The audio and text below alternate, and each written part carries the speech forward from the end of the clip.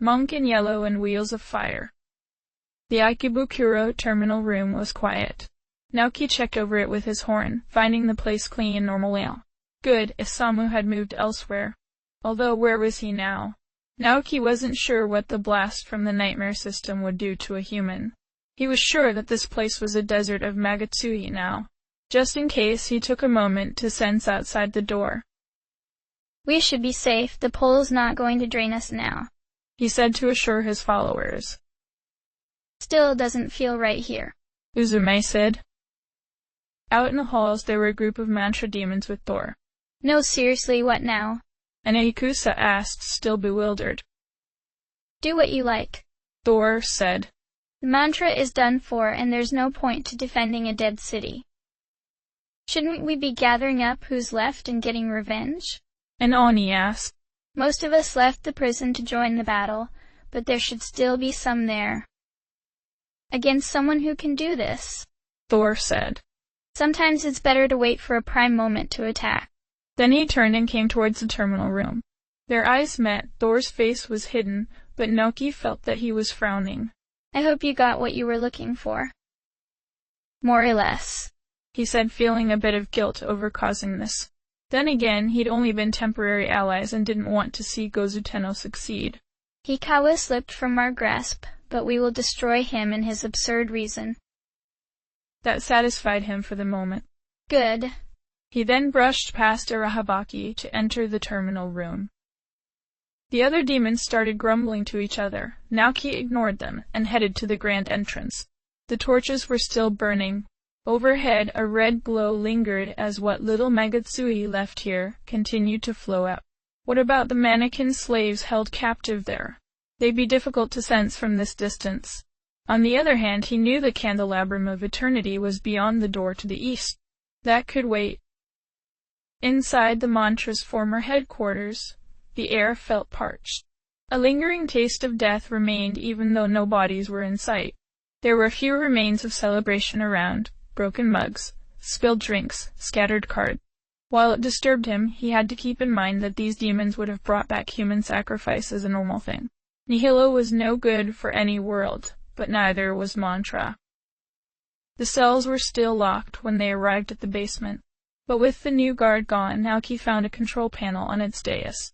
It had switches to move the bars on each individual cell. While the switches were under locked cover, there was only one key dropped nearby, and it worked for the whole panel. The mannequins down here gathered at the doors, hanging back and whispering to each other. Like the others, they were wary but strangely in awe. They probably didn't expect someone to do this.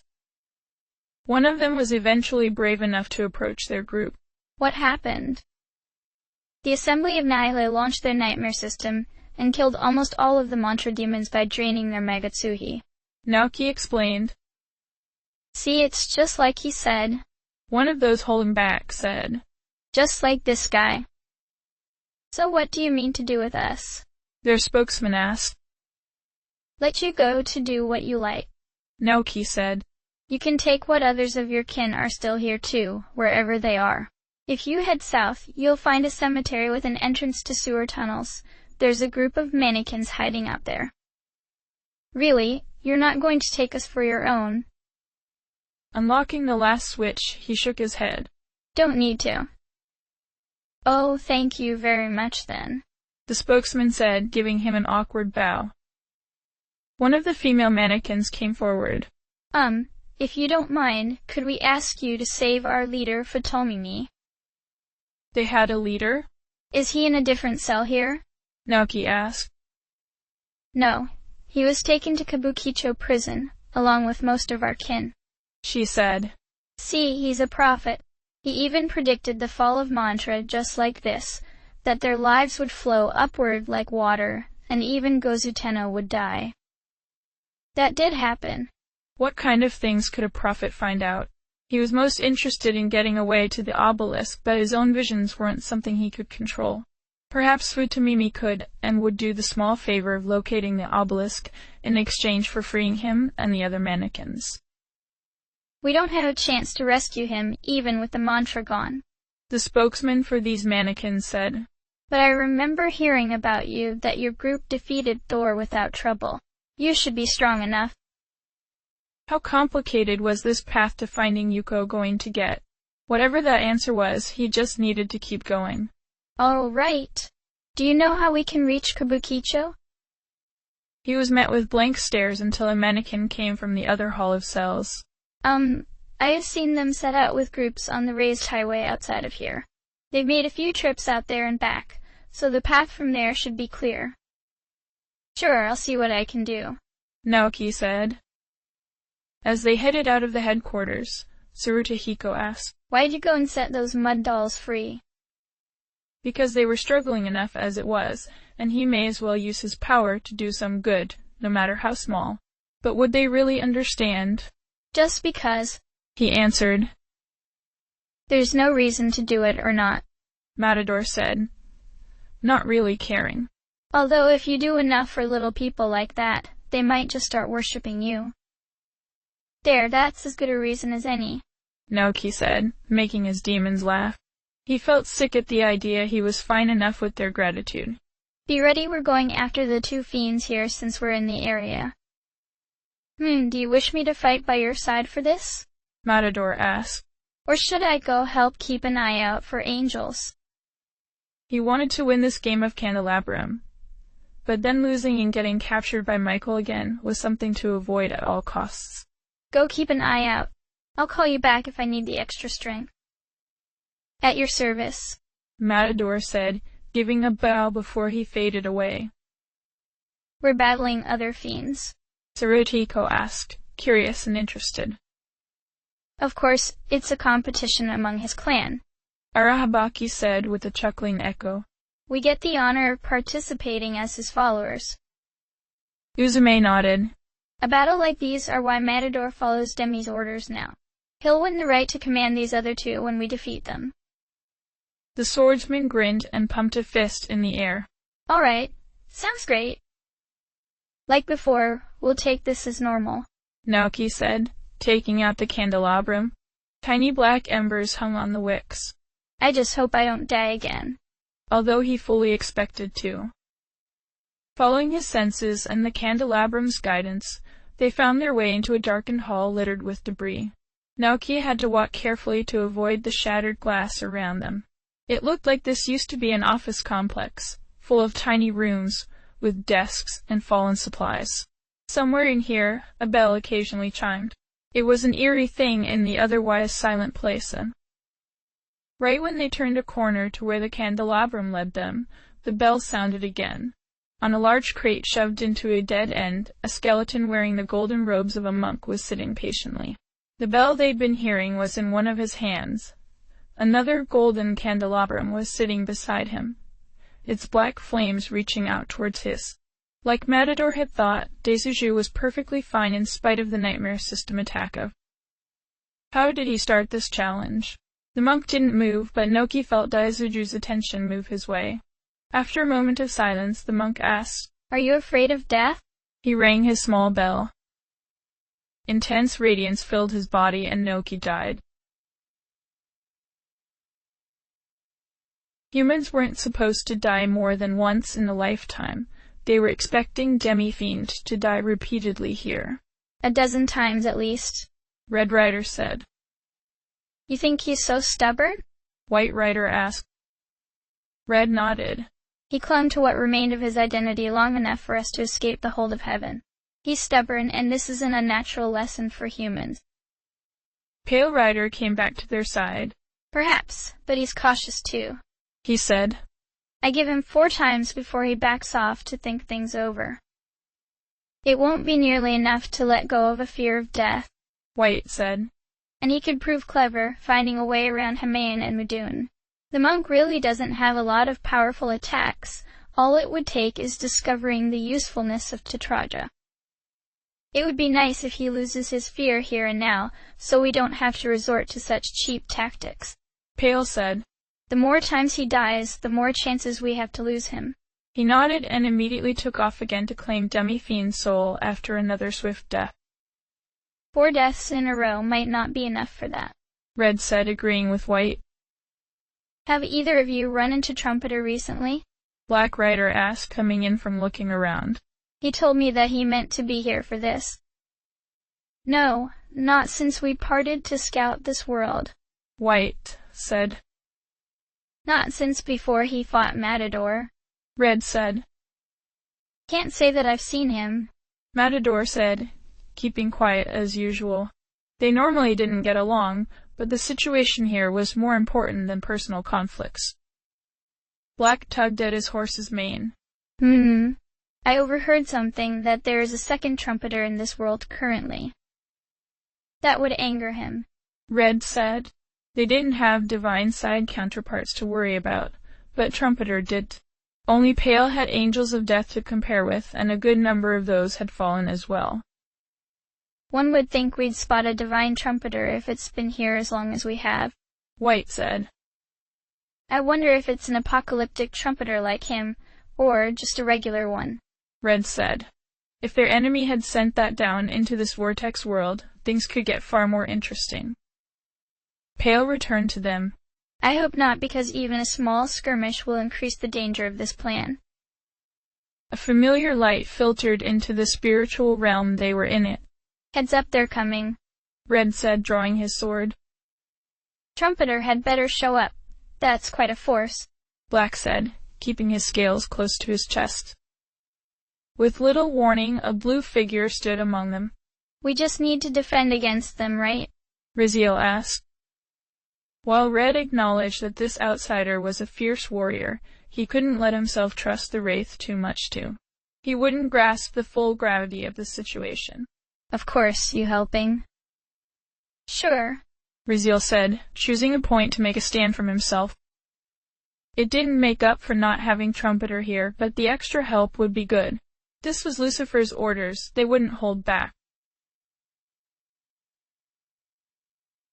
The sixth time Naoki came back to life, he felt like he could still hear the tremendous din. His skin tingled from the Mudun as well. Holding a hand up to his demons, he took a deep breath and tried to keep his heart from racing. We need to back off from this one. Another tough foe? Uzume asked. The other two were disappointed. I don't know, because he starts off with instant kill spells, Naoki said. Anathema protected him from Mudun, but then made him more vulnerable to Hamayan. And since Daisoju always asked if he was afraid of death, it didn't seem like a good plan to face him with Anathema in the fore. More importantly, there's a messy conflict going on here between the angels and I think the Four Riders. Matador, too. They would be really intent on stopping you. Sarutahiko said quietly. Since they are distracted, we can slip out and try Hellbiker instead, Naoki said. Pale Rider will follow me, he assured me of that. At least, I'm pretty sure it was that one. Since Hellbiker was on the raised highway, they had to leave the underground area and head for the on-rampy. The dark asphalt felt odd on his bare feet, warmer than the sands. At least Kagutsuchi didn't put out heat as much as the sun, because this walk in battle might be painful otherwise. The roar of a motorcycle's engine could be heard, treading all over the native quiet of the vortex world. This fiend would definitely be easy to find. It wasn't long after they got on the highway itself that the motorcycle came their way. The smoke trailing behind it was tremendous, mostly due to the literally blazing wheels carrying a sparsely framed bike that nearly hugged the road. It spun into a stop near them, causing Naoki to cover his face from the smoke. Knocking a kickstand to the ground, Hellbiker got off his amazing bike and came over to them. He wore a leather jacket and helmet, looking like he'd be ready to brawl at a moment's notice. Hell yeah, good to see you, kid, Hellbiker called, coming over and slapping him on the shoulder. Caught off guard, Naoki made sure he kept facing this fiend. Sure, you have the candelabrum of dignity. He waved a gloved hand at that. Yeah, but more important than that, I'm glad to have you along for our crazy game. He chuckled. Our clan's got a bunch of old fogies formed from ancient fears or hatreds. Even the supposedly newer guys like Matador and David grew out of old ideas. Now I'm emerged from a modern concept and you used to be human. But I like having another modern fiend around that isn't a frickin' nutcase like Chemtrail. You can be sure I've got your back no matter what happens. Thanks, Naoki said, not sure what to make of his friendliness. That did not seem that fiendish. Then again, if Hellbiker accepted him as a peer, it could be helpful in the future. You know how to ride a bike? He asked. Yes, but I've never ridden any like that, he said. Even discounting the flaming wheels, that was not a style of bike he had seen in person. It was the kind that he would have never been able to afford, but it would be something of a dream to own. Hellbiker tugged him over. Well, come on then, give her a whirl. Your bike? Naoki asked. This was unexpected. But it would be so awesome, he couldn't pass up a chance like this. That's what I said, Hellbiker said. Consider it my challenge for our game. If you can impress me on the bike, I won't even fight you over the candelabrum. He laughed. Clever, huh? I've tried to get the Apocalypse 4 to switch from horses to bikes, but they won't hear of it. You're the only fiend who's got a chance at dignity. Did that mean if he failed to impress Hellbiker, then he'd lose sovereignty? Even so, he couldn't say no to this. Nice, I'll take you up on that. His demons would wait on him, although Arahabaki was already wandering off to get away from the two sweethearts. Hellbiker got on the bike behind Naoki and made sure he knew the layout of the gauges and gears. Switching Shiranui to the fore to resist the flames and heat, he set off down the road. This low bike had a much different feel and balance than the motorcycle he had owned. Then again, that had been a simple bike his parents had gotten him, just something to get from here to there. This bike made him feel like he could own the road, whether cruising along lazily or blazing ahead. After a few passes up and down the raised highway, Hellbiker tapped his shoulder as he turned the bike around. You do well enough for an ordinary ride, but I'm sure you know this one isn't ordinary at all. If you really have the knack, this bike will take roads where there are none. Ordinary human reflexes can't handle that. But those little parasites in your soul, they can handle it. They can never lie to you since they're made purely for your benefit. You should have enough of them to go wherever you like, make this a world without limit. Even to the obelisk? Naoki asked. If that was true, then he didn't need to find a path. He could make one. Of course that place has some crazy power to it, Hellbiker said. There's loads of cliffs and voids in the way. No surface road directly there. You think you have it in you? Sure, that's no problem. Just listen to us and you'll get anywhere you want. I have given you something that could vault you far beyond what you could have been otherwise. It's up to you how far you go. This wasn't the time to be thinking of what he shouldn't do, but what he could. He was still in control of himself. Gripping the handlebars tighter to ready himself, Naoki nodded. Yeah, I got it. Good, 'cause you're on your own now, Hellbiker said. He vanished for a moment, then pulled up next to him on an identical bike. Giving a wave of his hand, he was ready to go whenever Naoki did. Find a mental place like that large battle in the Kalpa. The 11 Megatama could fit into his thoughts easily. They always could, but he'd been barring them out. But this was a challenge where he needed them. He needed to win this game if he was going to go after the chance to rescue his family from the angels. More immediately, he could finish his tasks here much quicker if he could keep this bike. He could not fail. Naoki sped down the highway, followed closely by Hellbiker.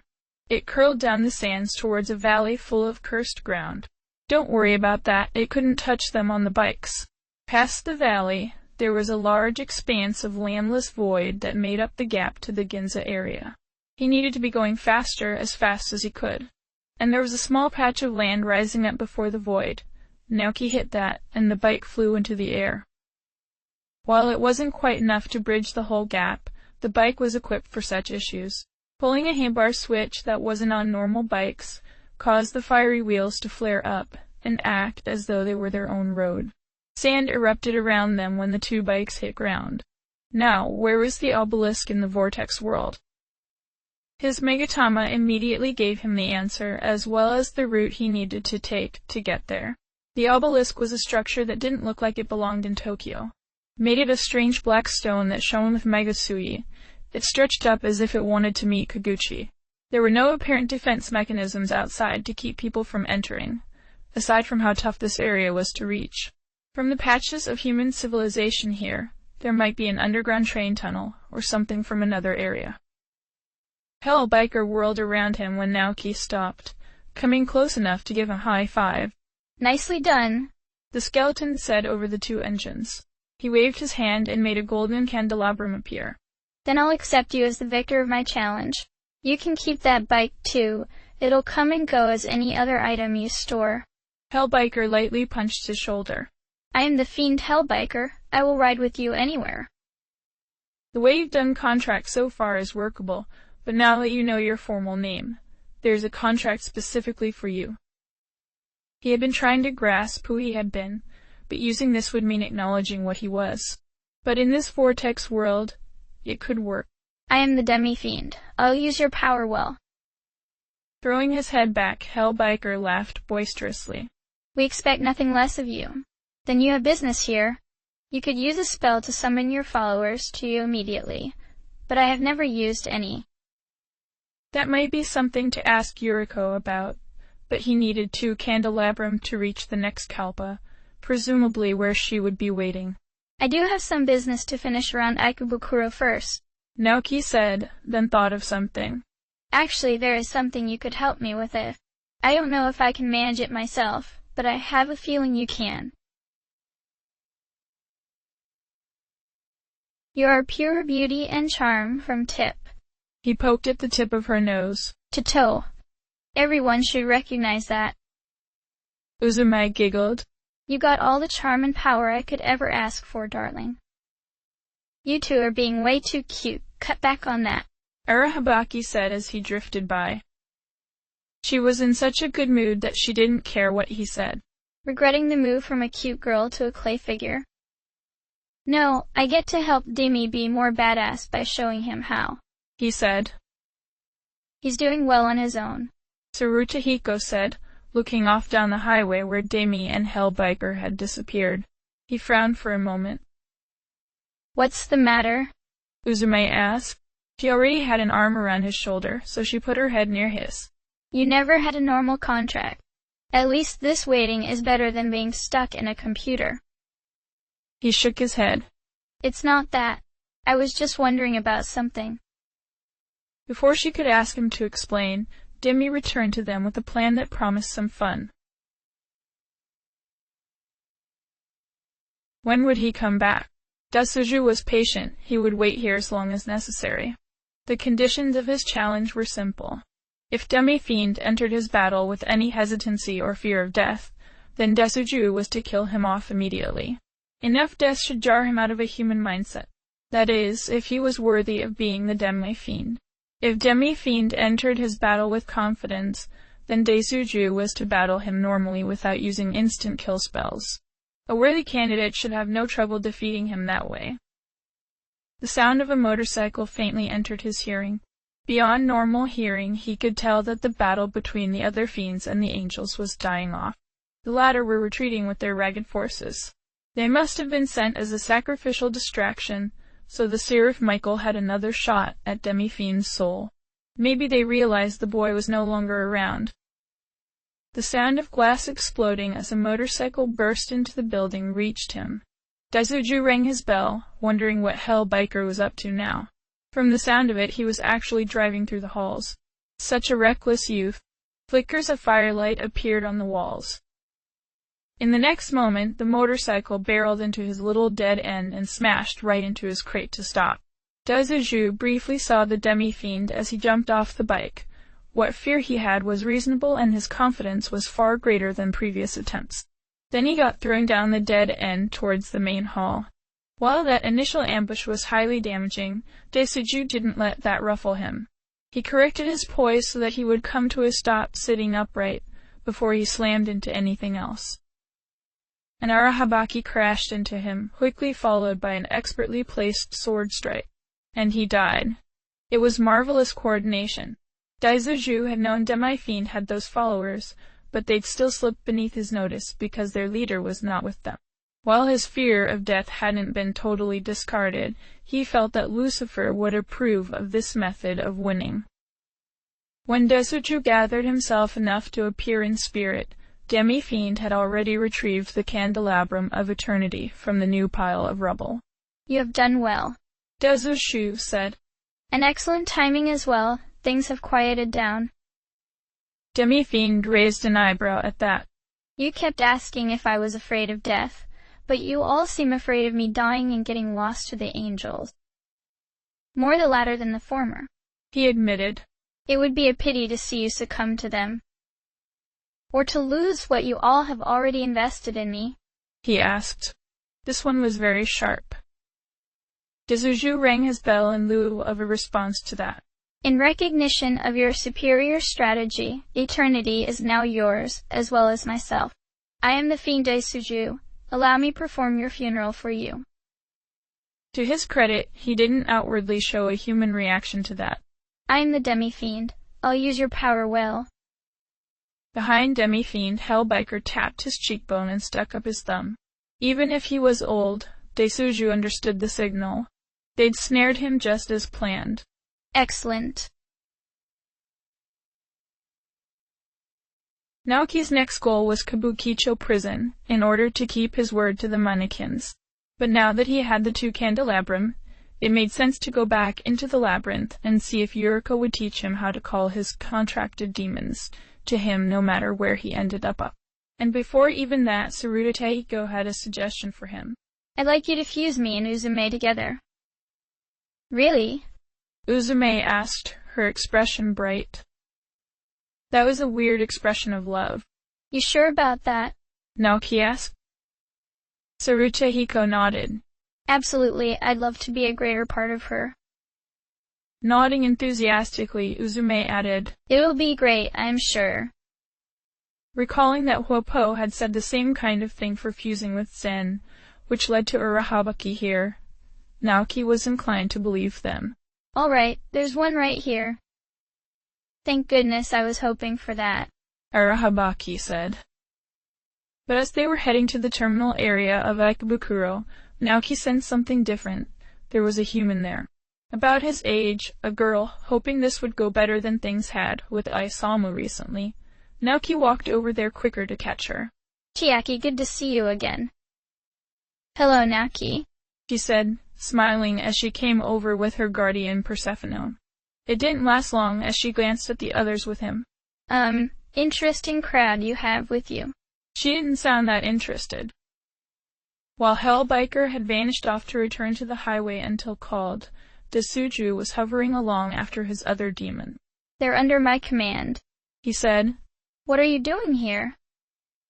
Actually, I was looking for you, she said, pushing her hair back. I made it all the way to Asakusa before coming here, since I wanted to ask you something about this cathedral place here. What for? Only the one demon seemed to be with her. I was just about to go in there. Want to come along? Sure, that should work.